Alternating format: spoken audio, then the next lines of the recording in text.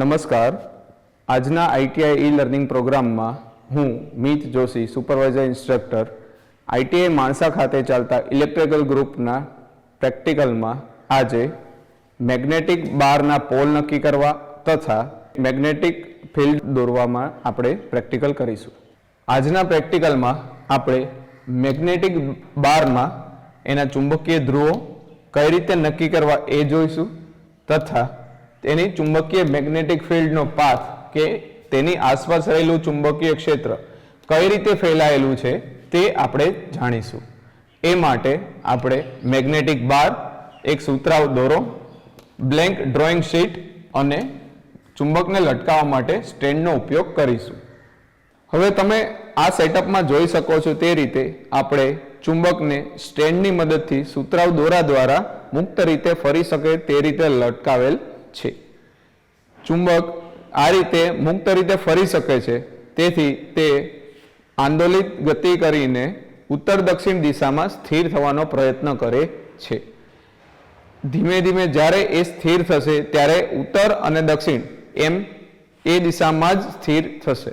ચુંબકનો જે છેડો ઉત્તર દિશા બાજુ સ્થિર થશે તે છેડાને આપણે ઉત્તર ધ્રુવ કહીશું અને જે છેડો દક્ષિણ દિશામાં સ્થિર થશે તેને દક્ષિણ ધ્રુવ કહીશું. આ રીતે આપણે ચુંબકીય ધ્રુવોને નક્કી કરી શકીએ છીએ. હવે આપણે જોઈ શકીએ છીએ કે ચુંબક લગભગ સ્થિર કન્ડિશનમાં છે.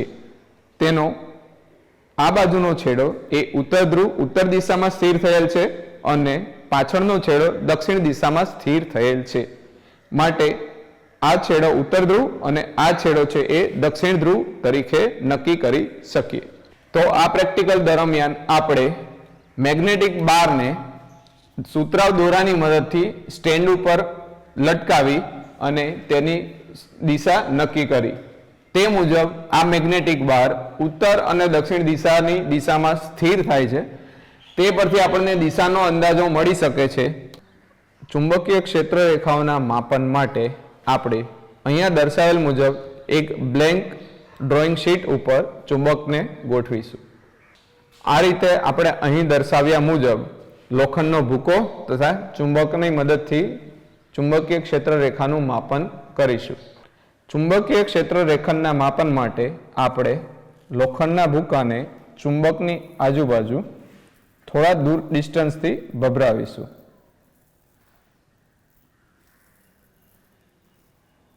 તમે અહીં જોઈ શકો છો એ રીતે આ લોખંડનો વેર અથવા તો લોખંડનો ભૂકો એક વિશિષ્ટ રચના બનાવતો અહીં જમા થઈ રહ્યો છે.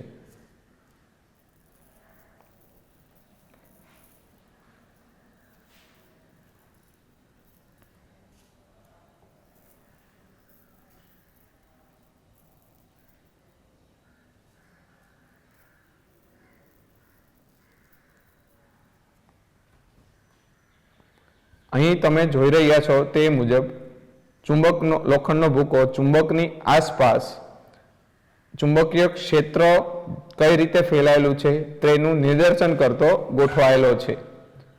તમામ ચુંબકીય ક્ષેત્ર રેખાઓ ચુંબકની આસપાસ ફેલાયેલી છે. જેટલા વિસ્તારમાં ચુંબકીય ક્ષેત્ર રેખાઓ ફેલાયેલી છે તેટલા એરિયામાં ચુંબકની અસર રહેલી હશે. ચુંબકની નજીક ચુંબકીય ક્ષેત્ર રેખાઓ ગાઢ રીતે ફેલાયેલી છે, માટે ત્યાં ચુંબકીય ક્ષેત્ર સ્ટ્રોંગ હશે. ચુંબકથી દૂર જતા જઈશું તેમ ચુંબકીય ક્ષેત્ર રેખાઓ વચ્ચેનું અંતર વધતું જાય છે, માટે ત્યાં ચુંબકની અસર ઓછી થતી જોવા મળે છે. હવે એનું માપન કરવા માટે આપણે પેન્સિલની મદદથી એને ડ્રો કરવાનો ટ્રાય કરીશું.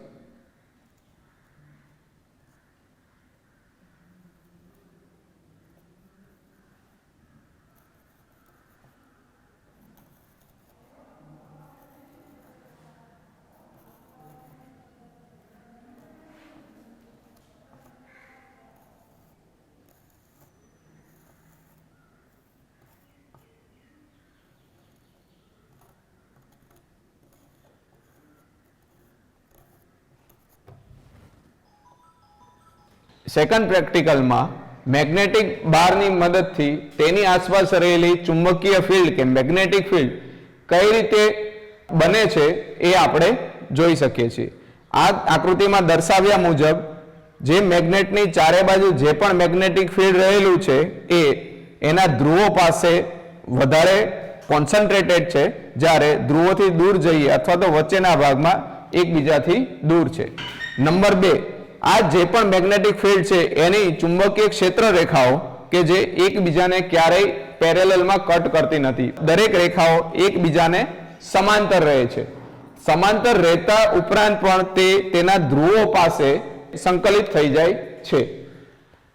ચુંબકની અંદર આ ક્ષેત્ર રેખાઓ દક્ષિણ ધ્રુવથી થઈ અને ઉત્તર ધ્રુવ તરફ ફેલાયેલી હોય છે, અને જ્યારે બહારની ચુંબકની બહારની તરફ એ ઉત્તર ધ્રુવમાંથી નીકળી દક્ષિણ ધ્રુવ તરફ ફેલાયેલી હોય છે. આ પ્રેક્ટિકલની મદદથી આપણે ચુંબકના ઉત્તર ધ્રુવ, દક્ષિણ ધ્રુવ તથા ચુંબકની આજુબાજુ કઈ રીતે ચુંબકીય ક્ષેત્ર રેખાઓ ફેલાયેલી છે એ સમજ્યા. આનો ઉપયોગ આપણે આગળ જતા દરેક મશીનરીમાં જે વિદ્યુત ચુંબક બને અથવા તો કઈ જગ્યાએ કાયમી ચુંબક કઈ રીતે યુઝ કરવું એના માટે આપણે કરી શકીએ છીએ. આ પ્રેક્ટિકલ દરમિયાન ધ્યાનમાં રાખવાની સાવચેતીઓ. ચુંબકના આ પ્રેક્ટિકલ દરમિયાન ચુંબકને જ્યારે પણ લટકાવો ત્યારે તે બેલેન્સ કન્ડિશનમાં લટકે તેનું ધ્યાન રાખવું. નંબર 2, ચુંબક વારંવાર પડી ના જવો જોઈએ, કારણ કે જો ચુંબક વારંવાર પડશે તો તેનું ચુંબક તો નાશ પામવાની શક્યતા રહેલી છે અથવા તો તે તૂટી પણ શકે છે. નંબર 3, ચુંબકના જ્યારે પણ ચુંબકીય ક્ષેત્ર રેખા દોરવાનો ટ્રાય કરો ત્યારે ચુંબકની હલનચલન ન થાય તેનું ધ્યાન રાખશો. અને જ્યારે પણ ચુંબકીય ક્ષેત્ર રેખાઓ દોરો, તમે ડ્રોઈંગ શીટ ઉપર દોરો તો ડાર્ક પેન્સિલનો ઉપયોગ કરવો હિતાવહ છે. આજના આ પ્રેક્ટિકલમાં ચુંબક અને તેની ચુંબકીય ક્ષેત્ર રેખાઓ વિશે તમને જે કંઈ પણ શીખવાડવામાં આવ્યું તેની તમને સમજણ પડી હશે. આભાર.